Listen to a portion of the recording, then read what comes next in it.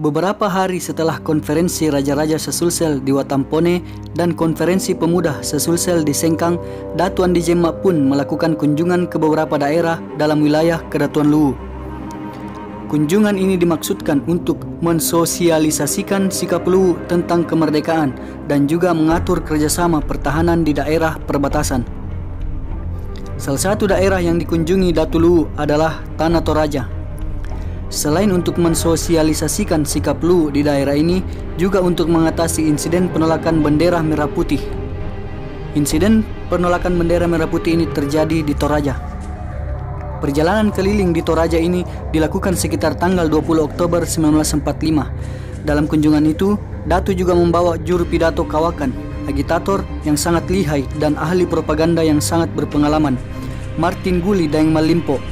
Selain itu, dalam rombongan itu turut pula utusan PRI yang sebenarnya ditugaskan ke Poso dan Kolaka, antara lain Andi Muhammad Kasim, M. Sanusi Deng Matata, dan M. Landau. Mereka belum berangkat sebab mobil dan motor but yang akan mereka tumpangi sedang diperbaiki. Di Toraja, Datu Luwu Andi Jemma mengadakan 2 kali rapat umum yang dilakukan berturut-turut, yakni yang bertempat di Pasar Rantepao dengan didahului pengibaran bendera merah putih dan yang dilakukan di sebuah gedung di Makale yang dihadiri oleh 32 kepala distrik yang ada dalam wilayah Onder Afdeling Makale Rantepao, serta dihadiri pula oleh pemuka masyarakat dari bermacam-macam golongan di Tanah Toraja. Pada rapat umum pertama, di hadapan ribuan rakyat Tanah Toraja, Andi Jemma Datu Luwu mengucapkan pidato yang menyatakan sikap tegas Luwu untuk mendukung kemerdekaan.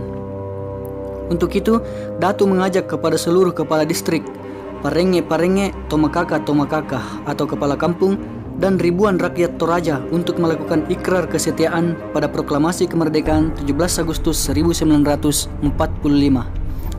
Selesai rapat umum, diadakan pawai oleh pemuda-pemuda pejuang bersama massa rakyat. Pada kesempatan itu, Andi Jemma Datu Luwu meresmikan pengurus PRI Luwu cabang Tanah Toraja yang sekaligus melantik AYK Duma Andi Lolo sebagai kepala pemerintahan wilayah Tanah Toraja. Sementara dalam rapat kedua di Makale, M. Sanusi sebagai kepala penerangan dan juru bicara pemuda Luwu menguraikan tentang dasar-dasar kemerdekaan, tujuan dan langkah-langkah yang telah dan akan diambil oleh pemuda Luwu dalam mempertahankan kemerdekaan. Selain itu, PRI juga menjelaskan tentang bantahan pemerintah Republik Indonesia mengenai pamflet Belanda yang telah disebarkan melalui udara tersebut. Tak lupa juga dijelaskan tentang sikap dan pendirian pemerintah Kedatuan Luwu yang diumumkan di Watampone. Dalam rapat tersebut terlihat banyak yang pesimis untuk bisa mempertahankan kemerdekaan, apalagi jika melihat persenjataan Belanda yang jauh lebih kuat dari Indonesia.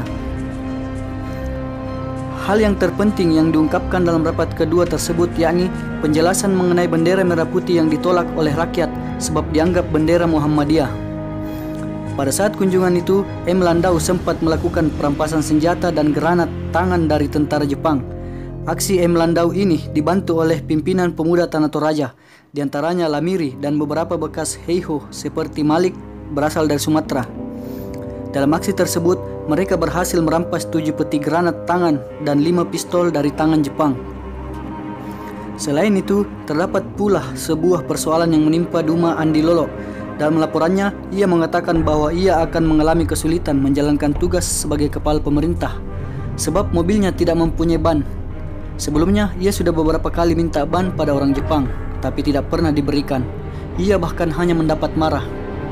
Urusan tersebut sebenarnya adalah bagian M. Landau. Namun karena ia tidak ada di saat itu, maka Sanusi bersama Duma Andi Lolo yang mendatangi Jepang yang menyimpan ban tersebut. Ban yang dibutuhkan pun diberikan kepada Andi Lolo setelah orang Jepang tersebut diancam. Usai melakukan kunjungan di Tanah Toraja, Datu bersama rombongannya kembali ke Palopo.